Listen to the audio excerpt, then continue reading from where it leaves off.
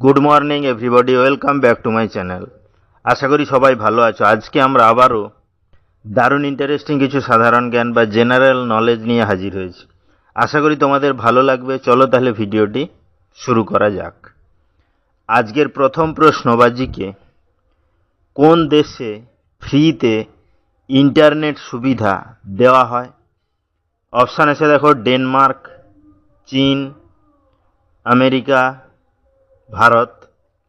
বর্তমানে আমরা স্মার্টফোনের যুগে নেট বা ইন্টারনেট ছাড়া কিন্তু স্মার্টফোন ইউজ করা সুবিধাজনক নয়।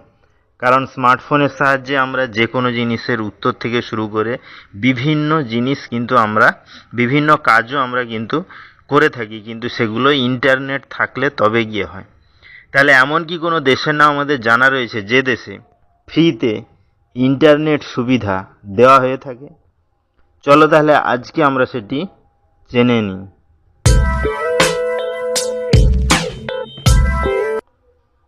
এখানে সঠিক অ্যান্সারটি হবে ডেনমার্ক। অর্থাৎ ডেনমার্কে কিন্তু ফ্রিতে সবাইকে ইন্টারনেটের সুবিধা দেওয়া হয়। নেক্সট কি আছে দেখো, আজকের 2 নম্বর প্রশ্ন বা জিকে, আকবরের কয়জন স্ত্রী ছিলেন? অপশান আছে দেখো, 2 জন, 3 জন, 4 জন, 5 জন। তৎকালীন মুঘল সাম্রাজ্যে কিন্তু বিভিন্ন সম্রাট তারা কিন্তু মুঘল সাম্রাজ্যকে সুষ্ঠুভাবে পরিচালনা করেছিলেন। তার মধ্যে আকবর একজন খুবই ভালো সুশাসক ছিলেন। তাহলে সে আকবরের কয়জন স্ত্রী ছিলেন সেটি কি আমাদের জানা রয়েছে? চলো তাহলে আজকে আমরা সেটি জেনে নিই।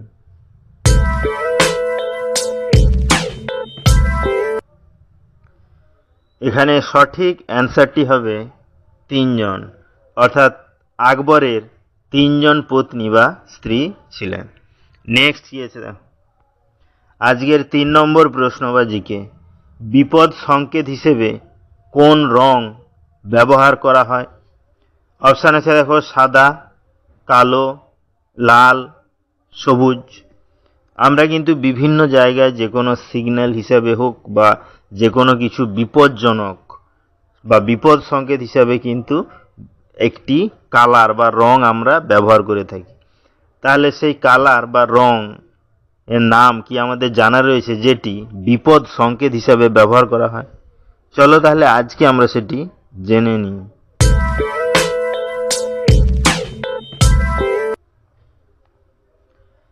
এখানে সঠিক অ্যান্সারটি হবে লাল।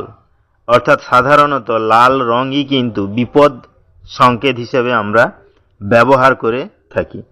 তাহলে ভিডিওগুলো যদি ভালো লাগে চ্যানেলটিকে অবশ্যই সাবস্ক্রাইব করবে, লাইকস করবে, কমেন্টস করবে, ফ্রেন্ডদের শেয়ারও করবে।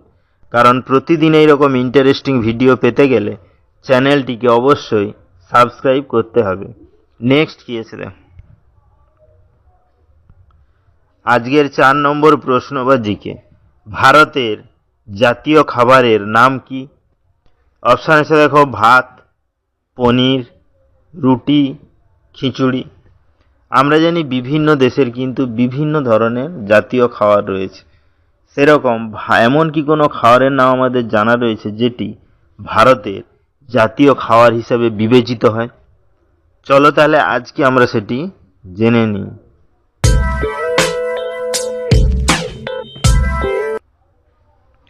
এখানে সঠিক অ্যান্সারটি হবে খিচুড়ি। অর্থাৎ ভারতের জাতীয় খাবারের নাম কিন্তু খিচুড়ি। নেক্সট কি আছে দেখো, আজকের 5 নম্বর প্রশ্ন বা জিকে, কোন দেশে সবচেয়ে বেশি মহিলা রয়েছে? অপশান আছে দেখো, সোভিয়েত সংঘ, নেপাল, চীন, ভারত। আমরা জানি বিভিন্ন দেশে কিন্তু লোক সংখ্যার পরিমাণ বিভিন্ন রকমের হয়ে থাকে। সেই অনুযায়ী সেই দেশকে আমরা জনসংখ্যার বিচারে ছোট বা বড় বা বেশি লোক সংখ্যা আছে হিসেব করে থাকি। তাহলে এমন কি কোনো দেশের নাম আমাদের জানা রয়েছে যে দেশে মহিলা সবচেয়ে বেশি সংখ্যক রয়েছে? চলো তাহলে আজকে আমরা সেটি জেনে নিই।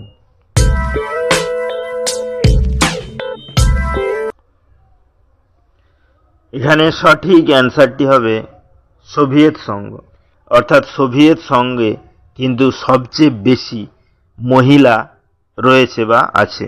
নেক্সট কি আছে দেখো, আজকের 6 নম্বর প্রশ্ন বা জিকে, কোন গাছ একবারই মাত্র ফল দেয়? অপশান আছে দেখো, জাম, কলা, আম, কমলা লেবু। আমরা জানি বিভিন্ন ধরনের গাছ কিন্তু বিভিন্নভাবে ফল দিয়ে থাকে। কেউ একবার ফল দেয়, কেউ বিভিন্নবার ফল দিয়ে থাকে, কেউ আবার বছরে 2বার দিয়ে থাকে। তাহলে কিন্তু এমন কি কোনো গাছের নাম আমাদের জানা রয়েছে যে গাছ একবারই মাত্র ফল দিয়ে থাকে? চলো তাহলে আজকে আমরা সেটি জেনে নিই।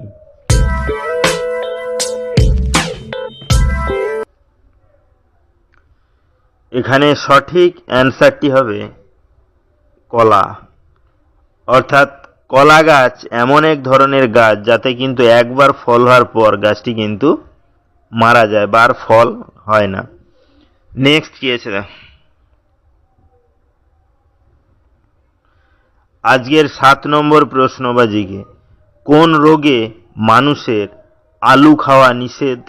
অপশান আছে দেখো, সুগার, ম্যালেরিয়া, পাথর, ডায়াবেটিস। আমরা কিন্তু বয়স বাড়ার সঙ্গে সঙ্গে আমাদের বিভিন্ন ধরনের সমস্যা আমরা কিন্তু আক্রান্ত হয়ে যাই। অর্থাৎ মানুষ যত বয়স বেশি হয় তত কিন্তু সে বিভিন্ন ধরনের রোগে আক্রান্ত হয়। তাহলে সেই মানুষের এমন কি কোনো রোগের নাম আমাদের জানা রয়েছে যে রোগে আলু খাওয়া নিষেধ বা বারণ থাকে? চলো তাহলে আজকে আমরা সেটি জেনে নিই।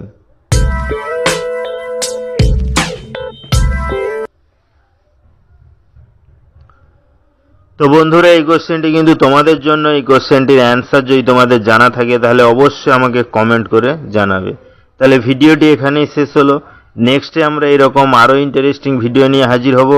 ততক্ষণ সবাই ভালো থেকো, সুস্থ থেকো। Thank you.